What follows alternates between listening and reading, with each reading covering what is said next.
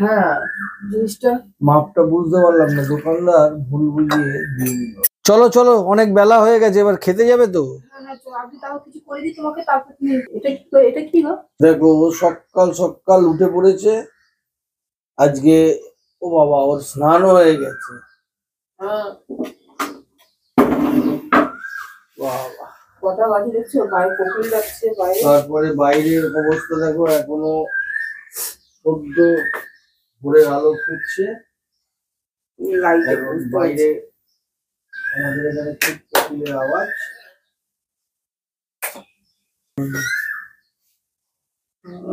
ভুলে বাবা,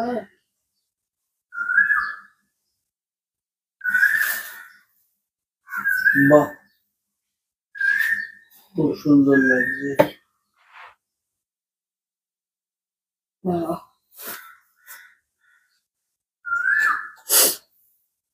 ভোলে বাবার জায়গাটা খুবই সুন্দর লাগে, জানো তো। আজ পয়লা বৈশাখ, সকাল সকাল উঠে ভোরবেলায় পুজো। সকল বন্ধুদেরকে জানাই শুভ নববর্ষ, সাথে ভোলে বাবা তোমাকেও জানাই শুভ নববর্ষ, প্রীতি ও ভালোবাসা। তো দেখো, এখন ভোরবেলা হয়ে গেছে 4:30 মতো। এখন আমি আগে জল ঢালছি, কালকে রাত্রিবেলা সব গুছিয়ে রেখেছি। এখন আমি আগে জল ঢালিটা সেট করে নিই, এটার জন্যই তো এত কিছু। খুব সুন্দর লাগছে জায়গাটা ঠাকুরের। আগে দিয়ে দিই, কালকে রাত্রিবেলা সব পরিষ্কার পরিচ্ছন্ন করে রেখে দিয়েছিলাম, যে সকাল হবে আমি আগে ভোলে বাবাকে গঙ্গা জল টঙ্গা জল সব কাছে নিয়ে এসে রেখে দিয়েছিলাম। কাল রাতে শুয়েছে শুনি 1টার সময়, আর আজকে ভোরবেলা 4টের মধ্যে উঠে পড়েছে, তাই না?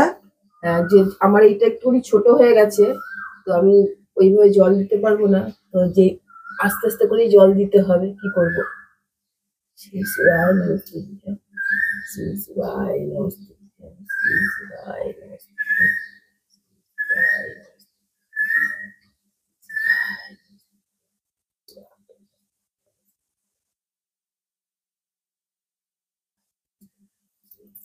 এটা খুবই ছোট হয়ে গেছে, বুঝতে পারিনি। দোকানদারটা আমাদেরকে আমি বলেছিলাম যে আমার এত বড় শিবলিং, তো আমাকে সেই বুঝে আমার কাজ বেড়ে গেল গো।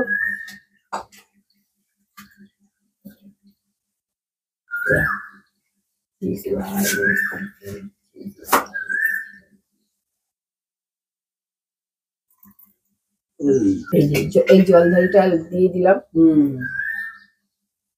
একদম শিবের মাথায় পড়ছে। জলধারি সেট করে ফেললো শুনে। হ্যাঁ, আজকে এইটার জন্যই এত চাপ ছিল।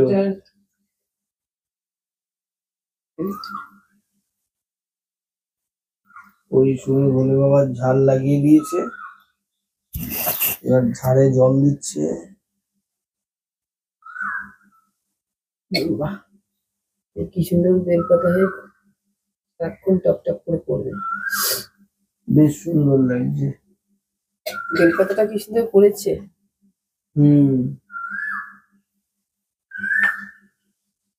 একদম বাবার মাথায়। হ্যাঁ,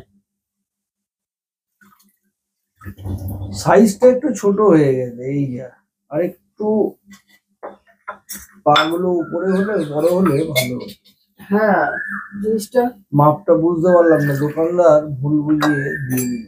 মানে দোকানদার যেভাবে হোক না কেন বিক্রি করে গুছিয়ে দেবে। আর সব থেকে বড় কথা হচ্ছে, পরের দিনকে এসেই সাথে সাথে দোকানদারকে বললাম যে জিনিসটা না ছোট, এটা পাল্টে তোমরা একটু নতুন দাও। দোকানদার বললো পাল্টানো তো যাবে না, আমাদের কাছে এর থেকে আর বড় নেই, আর পাল্টালে পাল্টানো যাবে না, মানে এটার বদলে। আমি তখন বললাম এটাকে আপনি আমাকে বড় আনিয়ে দিন, বললো না সেটাও হবে না। দোকানদারটা এতটাই বদমাস। আর তার থেকে বড় কথা হচ্ছে, বললো যে যদি নেওয়ার হয় অন্য কিছু নেওয়া যাবে। তো আমি অন্য কিছু কি নেবো বলো, অযথা ওর দোকান থেকে। তো যাই হোক গে, ইমার্জেন্সি আমাদের লাগবে তো এটাই। হ্যাঁ, কিন্তু তোমাদেরকে একটা কথা বলে দিচ্ছি, তোমরা যখনই কোনো দোকান থেকে জিনিস নেবে আগে জিজ্ঞাসা করে নেবে আপনারা কি আমার জিনিসটা যদি ঠিক না হয় তাহলে কি আপনি টাকা রিটার্ন দিয়ে দেবেন। কারণ আমি রাত্রিবেলা নিয়ে এসে সাথে সাথেই রাত্রিবেলায় ফোন করেছিলাম, মানে হতে পারে ওর দোকানে খুব একটা সেল নেই, আমি বুঝতে পারিনি, আমি একটা দুটো জিনিস কিনেছিলাম তো তো সেই জন্য ভেবেছিলাম যে লোকটার ব্যবহার ভালো। কিন্তু কি হয় বলো তো, পরে জানা যায় লোকের আসল ব্যবহারটা কি। তো পরে জানতে পারলাম ওনার ব্যবহারটা। না অ্যাকচুয়ালি কি হয় বলতো, ফেরত হয়তো দেয় সবাই কিন্তু টাকা ফেরত দিতে চায় না, এটা কোনো কেউই হয়তো করে না, এটা আমার অনেক জানা নেই। দোকানদার বা আমাদের আমাদের ওখানকার লোকেরা তো টাকাটাও দিয়ে দেয়। কিন্তু এটা সঙ্গে সঙ্গে যখন একবার তার ভাবা উচিত ছিল, কিন্তু কোঅপারেশন একদমই করেনি, কারণ ওর কাছে নেই বলেই ও খেলতো একটু, যে একটু জোগাড় করে দেওয়া বা একটু ব্যবস্থা আমরা করা। বলেছিলাম আপনি টাকা বেশি নিয়ে আমাদের একটু বড় জোগাড় করে দিন, কিন্তু উনি করলেন না। যাই হোক, উনি নিজের ব্যবহারটা পরিচয়টা দেখিয়ে দিলেন। তো আমি তোমাদেরকে একটাই রিকোয়েস্ট করবো, যে কোনো দোকানে কিনতে গেলে তোমরা একটু ভালো করে দেখে জেনে নেওয়া। হ্যাঁ জেনে নিও। যাদের ছোট সিট তাদের ক্ষেত্রে এটা ঠিক আছে, কিন্তু এটা আমাদের এই 6 ইঞ্চির এতে দেখছোই তোমরা যে সুমির জল ঢালতে অসুবিধা হচ্ছে। আমি এটা মেন এটা বসিয়ে দিয়েছি, এটাই এই দেখো কত কষ্ট হচ্ছে ওটা বেল করে দিতে। কিন্তু তোমার ঘটে মানে ঝাড়টাতে বেল পাতাটা সুন্দর লাগিয়েছে, সাথে সাথে ভোলে বাবার ত্রিশূলটাও সুন্দর। ত্রিশূলটা আমরা ওই দোকান থেকে নিইনি, আমরা অন্য দোকান থেকে নিয়েছি। ত্রিশূলটা মনের মতো তাই না?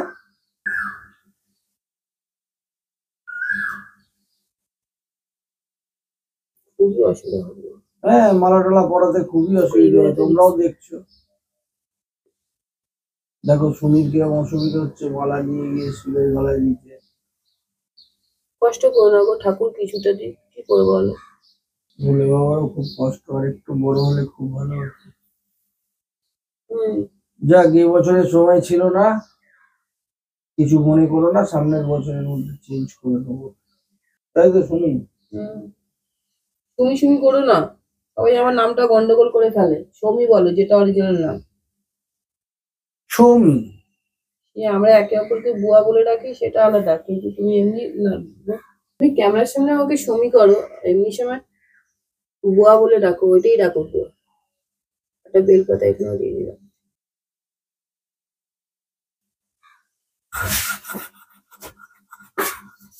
ও দেবা, দেখো ওইদিকে নন্দী বামনকে রেখেছি।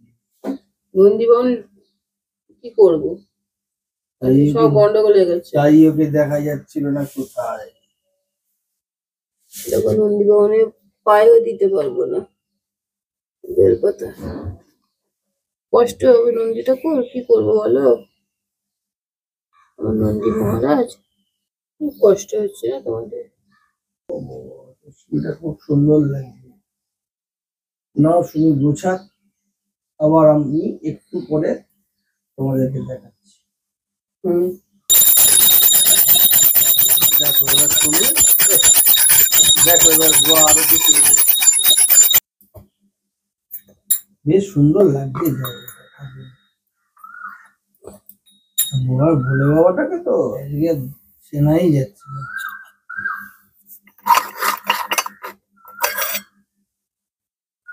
আমাদের এখানে খুব কোকিল ডাকে,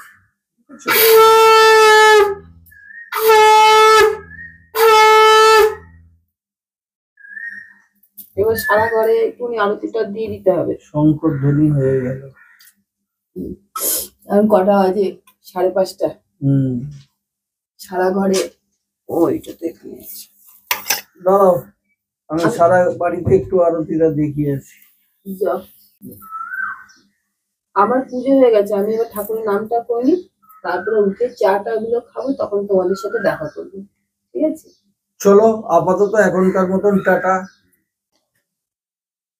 দেখো সেই সকাল থেকে পুজো করে এবার উনি সেই চিৎপাত হয়ে শুয়ে পড়েছে, ওনার শরীর এখন তো খারাপ, কাজেই ওনার প্রেশার ফল্ট করেছে, তো ন্যাচারালি ও মাথা তুলে বসতে পারছে না। এবার ও জানেও না, ও তো বসে আছে ভাবছে রান্না করতে হবে, খেতে হবে, এখন ডাকলে পরেই লাফিয়ে উঠবে। ও তো বুঝতেই পারছে না যে আমি অবশ্য রান্না বান্না করে সব আমার কমপ্লিট। যাই হোক, দেখি ওকে এবার ডাকি। প্রায় 2:30-3টে বেজে গেল, ওইভাবেই শুয়ে আছে তখন থেকে। আর এদিকে দেখো, সেই ঠাকুরকে সাজিয়ে সকালবেলা পুজো করেছে, আমিও এসে স্নান টান করে জল টল দিয়ে টিয়ে রেখে দিয়েছি, কিন্তু উনি এখনো কোনো তাপ উত্তাপ নেই, ঘুমিয়ে পড়েছে। সে ঘুমিয়েই যাচ্ছে। কি গো, ওঠো, উঠবে না? ওঠো, কত কাজ বাকি আছে তো। হ্যাঁ, উঠে রান্না করতে হবে তো। সেই সকালবেলা থেকে উঠে পুজো দিয়ে সেই ঘুমিয়ে পড়েছে। হ্যাঁ, কি করতে হবে বলছো? রান্না করতে হবে না।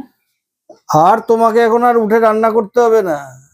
খাবোটা কি? তুমি এখন ভোরবেলায় উঠেছো, গিয়ে দাঁত ফাত ব্রাশ করো, তারপরে চলো। আমি তো চান করে নিয়ে পুজো করেছি, ব্রাশ করবো না? না, সেই এখন তো যা ঘুমিয়েছো তাতে আবার মনে হচ্ছে রাত্রিবেলা ঘুম থেকে উঠবে না। চলো চলো, অনেক বেলা হয়ে গেছে, এবার খেতে যাবে তো। আমি তাও কিছু করে দিই তোমাকে, তারপর তুমি। আমার রান্না বান্না সব কমপ্লিট হয়ে গেছে, চলো ওই ঘরে খেতে বসবে। তুমি কি রান্না করেছো? আরে চলো, আগে দেখবে তো, তারপরে তো বুঝবে কি করেছি। চলো এই ঘরে এসো।